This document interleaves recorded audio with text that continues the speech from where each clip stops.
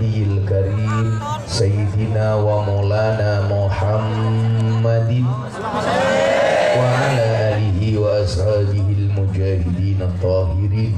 Rabbi shrah li sadri wa yassir li amri wahlul 'uqdatam min lisani yafqahu qawli, amma ba'du.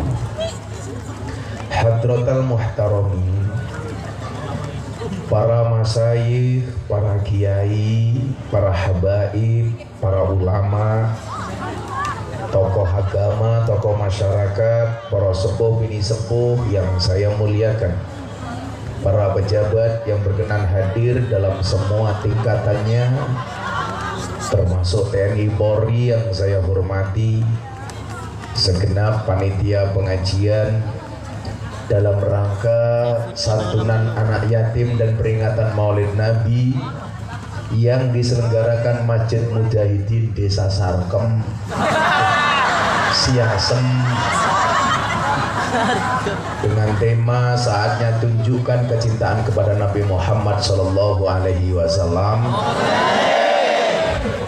Yang saya banggakan, Bapak Ibu kaum muslimin wal muslimat, warga masyarakat Siasem yang berbakule perawan, perawane ayu, bokonge lemu. Hai orang Wanasari yang cantik dan tampan, izinkan aku mengucapkan I love you. Pertanyaannya adalah, lah kopinya endi?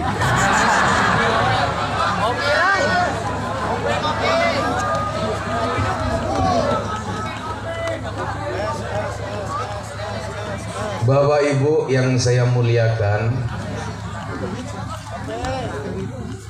begitu banyak tantangan, halangan awal syiar Islam, begitu banyak yang menyepelekan, begitu banyak yang membuli, mencaci, memaki terhadap apa yang menjadi syiarnya Nabi. Begitu beratnya syiarnya Nabi ini menunjukkan bahwa Allah pengen mengajarkan kepada dilakukan oleh Nabi, bahwa dalam perjuangan tidak ada yang mudah, bahwa dalam perjuangan harus dibalut dengan rasa susah. Sehingga apa? Ketika kemudian seseorang itu sukses, dia tidak akan pernah melupakan prosesnya. Itu pula kemudian yang ditemui oleh Nabi ketika awal-awal mensyiarkan Islam. Miskin, gara-gara apa? Dia pamit sama ibunya, Bu, saya mau berangkat ke Kalimantan, tolong doakan ya Bu. Ibunya bilang, iya nak, saya doakan, semoga di Kalimantan gak ada apa-apa. Benar, anaknya miskin. Boknya salah, di Kalimantan gak ada apa-apa, ya keprimen. Akhirnya miskin. Makanya si Yahya saya doakan, mudah-mudahan pulang bojonya hamil lagi ya. Istri bojo ya, sudah. Anaknya berapa? Kedua. Manukmu gede apa cilik?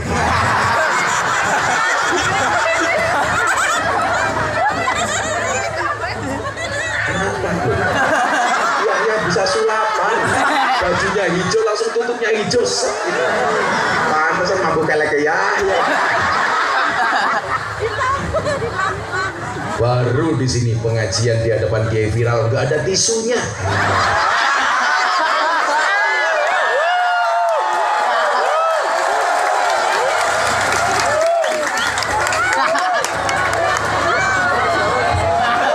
Langsung disendir. Miskin sekali. Coba ya dilihat, tutup kopi persis sama bajunya Yahya gitu. Kan berarti Yahya bisa sulap. Hebat sekali Yahya itu.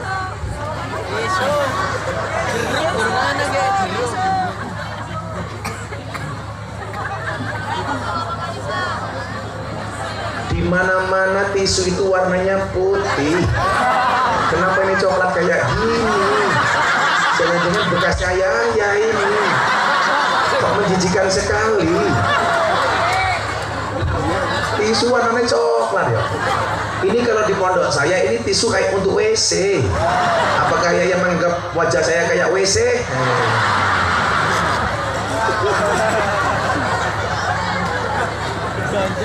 Sallu ala Nabi Muhammad. Maka malaikat Jibril ini bicara sama Muhammad. Muhammad, kekasihku, jika engkau mau, akan aku jadikan bukit sofa itu menjadi emas. Tapi ingat, kalau mereka ingkar tidak beriman kepadamu, maka kaum itu akan aku azab dengan azab yang belum pernah ditimpakan kepada umat-umat sebelumnya. Coba, kalau yang berdoa malaikat Jibril, mohon maaf, yang minta Nabi Muhammad, yang mengaminkan Jibril, kira-kira mohon maaf, doanya kira-kira dikabulkan oleh Allah apa enggak? Pasti.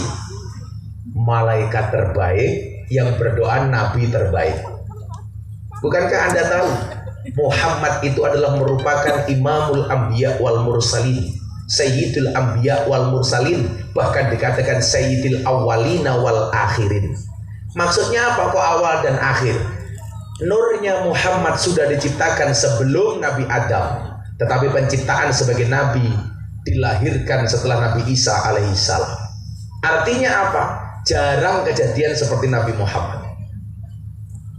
Tapi apa jawaban Muhammad? Muhammad galau, Nabi Muhammad andilau, antara dilema dan galau.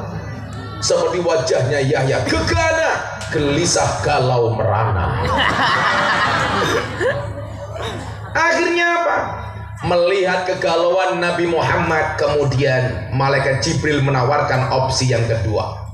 Dan jika engkau mau Muhammad, maka Allah akan membukakan pintu taubat dan rahmat bagi mereka. Jadi pilihannya dua.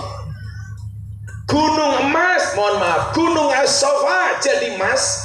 Kalau mereka tetap tidak beriman, dihancurkan sehancur-hancurnya oleh Allah. Atau pilihan yang kedua, atau kami bukakan pintu taubat untuk mereka, wahai Muhammad. Dan ternyata apa? Nabi Muhammad memilih opsi kedua. Tidak menghancurkan umat kafir Quraisy itu, tetapi Nabi Muhammad minta kepada Allah supaya mereka diberikan hidayah. Orientasi hidupnya Kanjeng Sunan Kalijogo Raden Said berubah. Oh ternyata kalau cuma cari seperti itu gampang. Kemudian yang kedua apa? Sunan Bonang pengen mengajarkan kepada Raden Said bahwa niat yang baik harus dilakukan dengan cara yang baik. Raden Said kan niatnya bagus, mencuri hartanya orang kaya, kemudian diberikan kepada orang miskin, tapi caranya salah. Kalau ada film apa namanya? Robin Hood. Ada film lagi kalau di Jakarta namanya Si Pitung. Kalau di Brebes ada film Beranak Dalam Kubur. Bintang filmnya Yahya. Kena maning. Supaya doanya mandi. Maka kemudian apa? Agama ini didesain secara rasional. Coba lagi dilihat perang di Jabal Uhud. Nabi Muhammad yang tadinya dengan pasukannya menang dan akhirnya kalah. Kenapa? Karena adanya ketidaktaatan dari para sahabat, dari para mujahid dengan perintahnya Nabi. Akhirnya apa? Kalah gara-gara berebut harta. Sehingga kemudian apa? Pasukan Nabi Muhammad banyak yang gugur sampai Nabi Muhammad mohon maaf giginya tanggal, giginya patah. Kemudian Nabi Muhammad lari menyelamatkan diri di satu tempat namanya Ghor. Ghor itu gua. Saya pernah masuk ke tempat ini ketika haji tahun 2015. Saya masuk ke dalamnya, ada gua lebarnya cuma 1 meter panjang.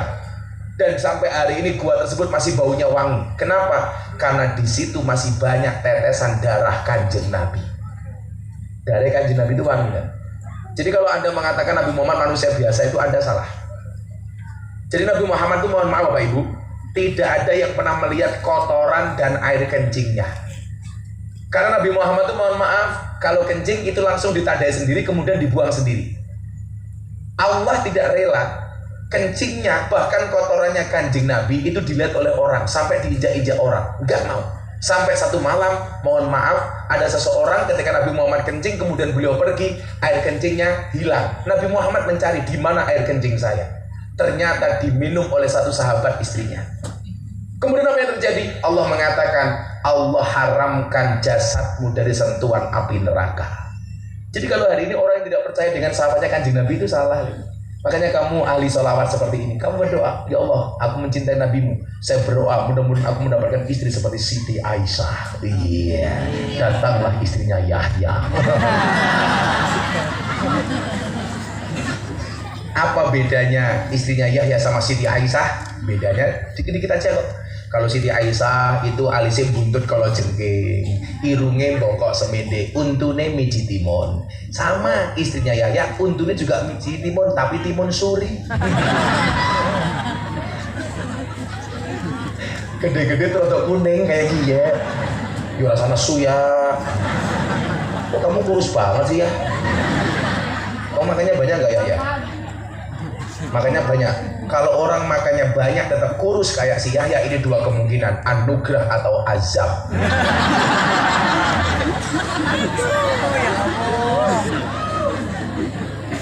Azab. Tipis banget kayak triplek ya.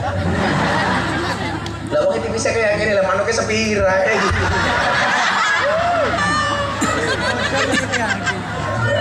Ya. Shallu ala Nabi Muhammad. Maka mohon maaf, akhirnya banyak orang yang tertarik masuk Islam karena banyak persoalan-persoalan yang itu bisa kita rasionalkan. Maka kanca-kanca banser ya, tugasmu gile ngawal kiai, ngawal pengajian NKRI harga mati. Banser hari ini tentunya beda dengan zaman dulu Banser Perjuangan. Dulu Banser Perjuangan harus sakti, kalau sekarang enggak. Niatnya ngabdi saja. Makanya dulu aneh, ada teman-teman Banser datang ke pondok saya, belum tahu saya waktu itu, Gus, saya pengen kebal, Mbok tolong saya didoakan. Saya bilang, caranya keprimen. Kalau kami sowan kiai sana Gus, supaya kami kebal biasanya diuntali gotri. Saya bilang, kalau nguntal gotri itu bisa membuat kamu kebal, Mbok sekarang diuntal sampai leke, saya bilang. Kalau saya rasional saja, silakan kamu datang kepada kiai yang seperti itu. Kalau saya enggak, kalau saya enggak usah. Makanya saya menentang kemarin kayak praktek ilmu kebal ditampakkan di media sosial. Wesi. Apa ya itu? Makanya Atta Halilintar saya tanya, Atta, kamu pilih mana? Saya kasih doa. Doa apa Gus? Anti kebal apa anti miskin? Coba kalau Bapak Ibu Wanasari, pilih anti kebal apa anti miskin? Anti miskin. Saya kebal-kebal uang ana lemai. Kalau anti miskin pasti bisa kebal, minimal kebal hukum.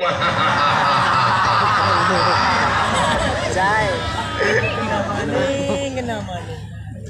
Betul Pak. Kayak selawatan di sini. Apa merah selawatan? Selawatan nih. Kurang micak banget orang apa. Yahya minta lagu apa? Aku manut Yahya. Apa ya lagunya ya? Selawat Nabi aja. Ya apa selawatnya Nabi? Ya semuanya selawatnya Nabi. Masa selawat Yahya? Itu goblok temen ya. Selawatnya selawat Nabi keprima.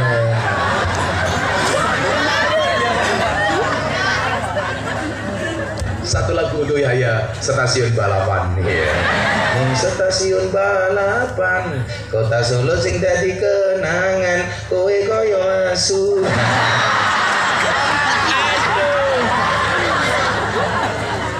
Masa selawat Nabi baik? Ya selawatnya selawat Nabi. Masa selawat ya. Sebelum dilanjutkan, selawat ini yang sering diprotes sama orang-orang yang tidak paham selawatan. Selawat itu ada dua. Ada sholawat umdah, ada sholawat ziyadah. Sholawat umdah itu sholawat pokok, sholawat ziyadah itu sholawat tambahan. Sholawat pokok itu apa Gus? Sholawat yang ada di dalam sholat. Asyhadu an la ilaha illallah wa asyhadu anna muhammadar rasulullah. Allahumma sholli ala sayyidina Muhammad wa ala ali sayyidina Muhammad. Itu namanya sholawat umdah. Pakai sayyidina Gus? Kalau saya pakai. Bagi orang yang tidak pakai, silahkan. Apa alasan Gus minta pakai sayyidina? Karena itu adalah ta'dziman wa takriman wa mahabbatan kepada Kanjeng Nabi. Kita nggak boleh jangkar. Kalau manggil orang cuma namanya saja, namanya apa Pak Trion? Jangkar. Kalau di sini namanya apa ya? Jadi kalau manggil orang tidak pakai Pak, tidak pakai Mas, tidak pakai Bu, namanya apa? Trocok. Apa ya? Cok Mitriono trocok iya.